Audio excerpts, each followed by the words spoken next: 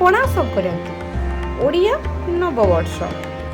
ପଣା ସଂକ୍ରାନ୍ତିକୁ ଓଡ଼ିଆ ନୂଆ ବର୍ଷ ଭାବି ପାଳନ କରାଯାଏ। ଏହା ସାଧାରଣତଃ ଏପ୍ରିଲ 14 ତାରିଖରେ ପଡ଼ିଥାଏ। ଏହି ଦିନଠାରୁ ବସନ୍ତ ଋତୁର ଶେଷ ଓ ଗ୍ରୀଷ୍ମର ଆରମ୍ଭ ହୋଇଥାଏ। ଓଡ଼ିଆ ପଞ୍ଜିକାର ଗଣନା ଅନୁସାରେ ମହାବିଷୁବ ସଂକ୍ରାନ୍ତି ହିଁ ବର୍ଷର ପ୍ରଥମ ସଂକ୍ରାନ୍ତି ଭାବେ ଗ୍ରହଣ କରାଯାଏ। ଏହି ଦିନଟିକୁ ଓଡ଼ିଆ ନବବର୍ଷ ଭାବରେ ପାଳନ କରାଯାଏ। ବର୍ଷାରମ୍ଭ ହେଉଥିବାରୁ ଓଡ଼ିଆ ପରିବାରରେ ଦେବଦେବୀଙ୍କ ଠାରେ ସ୍ୱତନ୍ତ୍ର ପୂଜା, ଭୋଗ, ହୋମ ଆଦି କରାଯାଇଥାଏ। ଏହି ଦିନ ଏକ ଛୋଟିଆ ମାଠିଆରେ ପଣା ରଖି ତୁଳସୀ ଚଉରା ମୂଳରେ ବାନ୍ଧି ଦିଆଯାଏ। ମାଠିଆରେ ଥିବା ଛୋଟ କଣାରୁ ଧୀରେ ଧୀରେ ପାଣି ଝରି ଯାହା ବର୍ଷାକୁ ସୂଚାଇଥାଏ। ଏହି ଠେକିକୁ ବସୁଧାର ଠେକି କୁହାଯାଏ।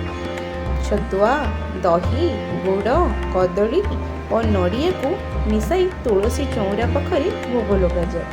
ବେଲପଣାରେ ବଟା ଭାଙ୍ଗ ମିଶାଇ ଭାଙ୍ଗ ପଣା ସେବନ କରାଯାଇଥାଏ।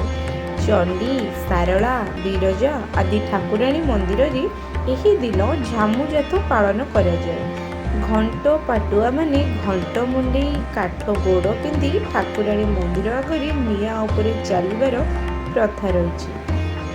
ଦକ୍ଷିଣ ଓଡ଼ିଶାରେ ମାସାଧିକ କାଳରୁ ଧରି ଚାଲିଥିବା ଦଣ୍ଡନାଟର ଅନ୍ତ ଭାବେ ଏହି ଦିନ ମେରୁଯାତ ପାଳନ କରାଯାଏ। ଉତ୍ତର ଓଡ଼ିଶାରେ ଏହି ଦିନକୁ ଚକଟ ପର୍ବ ନାମରେ ପାଳନ କରାଯାଏ। ଏହି ଦିନ ପବିତ୍ର ଝାମୁ ବ୍ରତର ଉଦ୍ଯାପନ କରାଯାଏ। ଯେଉଁମାନେ ଏହି ବ୍ରତ ପାଳନ କରନ୍ତି ତାଙ୍କୁ ପାଟୁଆ ବୋଲି କୁହାଯାଏ। ବ୍ରତ ଉଦ୍ଯାପନା ଦିନ ବ୍ରତଧାରୀ କଣ୍ଟା ବା ଜଳନ୍ତା ଅଗ୍ନିରେ ଚାଲନ୍ତି। ଓଡ଼ିଶାର ଅନେକ ଅଞ୍ଚଳରେ ଏହି ବ୍ରତ ଉପଲକ୍ଷେ ଯାତ୍ରା ହୁଏ। ଏହାକୁ ଝାମୁ ବା ପାଟୁଆ ଯାତ୍ରା କହନ୍ତି।